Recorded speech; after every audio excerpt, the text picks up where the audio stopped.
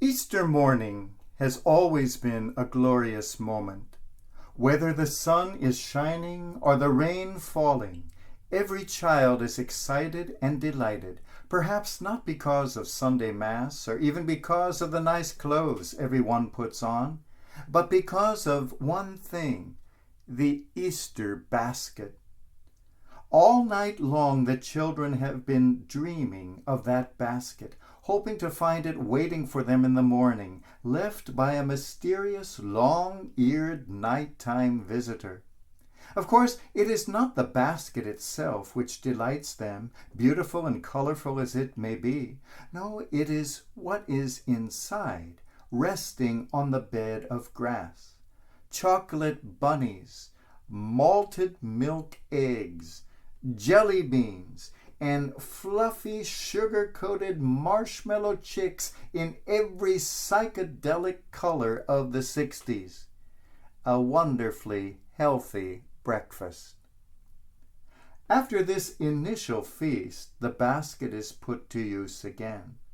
This time, good things are not taken out, but are put in. For it is time for the Easter egg hunt, and the basket is used to collect these dazzling treasures. When a new egg is discovered, it goes into the basket, which becomes more and more filled and more colorful and more precious to the one holding it, not because of what it is, but because of what it holds. I can remember collecting those beautiful eggs on Easter. My eyes were good back then, and I found many, even the most deeply hidden ones. But then I saw my little sister crying. Her basket was empty.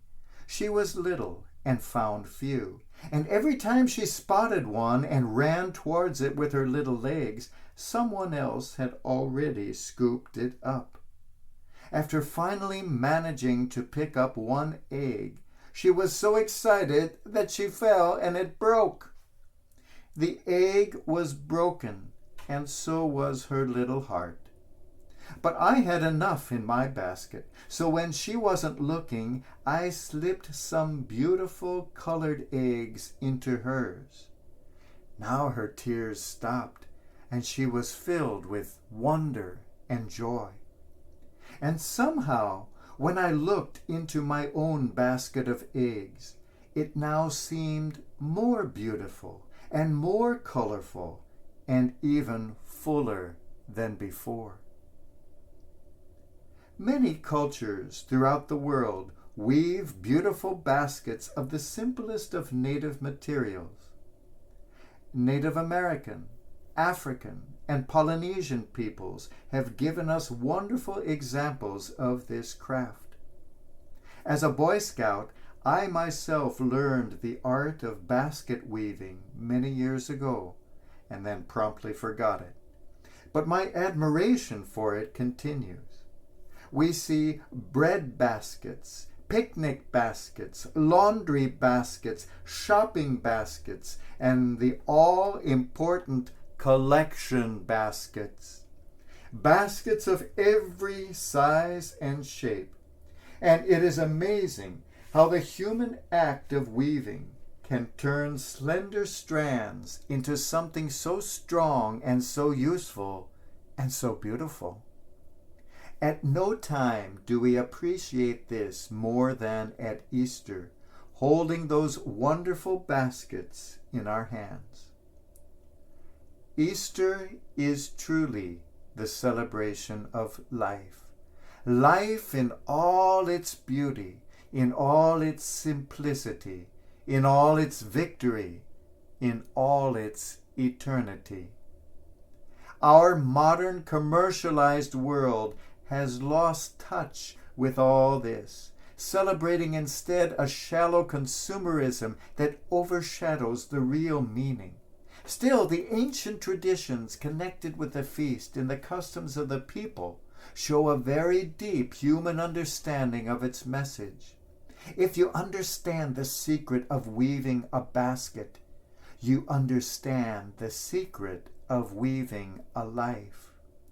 The strands we hold in our hands are pitifully weak and inadequate. But wrap them around other strands.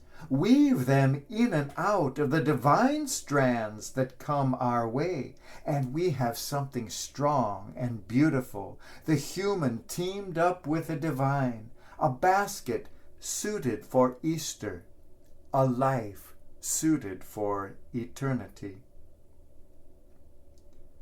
In the morning, that basket holds marvelous treasures for us. But as we carry it through that glorious Easter day which we call life, we discover one by one so many other hidden treasures all around, and we place them too inside our basket. It is amazing how many colorful eggs God has hidden just for us, if we would only open our eyes to them. We fill our basket with all these precious gifts, and we delight in their wonderful colors and beauty. Along the way, though, we pass many other people in need of just the gifts we have received. Our heart is opened. We share with them. We give our gifts away. We slowly empty our beautiful basket until there is nothing left inside. But the Easter basket of life is a special one, a strange one, a magical one, just like Easter itself. Who can explain the mystery of the empty tomb, the paradox of death giving birth to life, the transformation of nothing into everything? Who can understand the strange truth that the more we give from our basket, the fuller it is? When the basket of life has been emptied for love of others and is as empty as the tomb on Easter morning, then the life and the tomb are at their fullest. Emptied of all, yet overflowing with love, then is the tomb not a tomb, but a door. Then are we fully human, fully God's own, and like the risen Christ, fully, splendidly, eternally alive.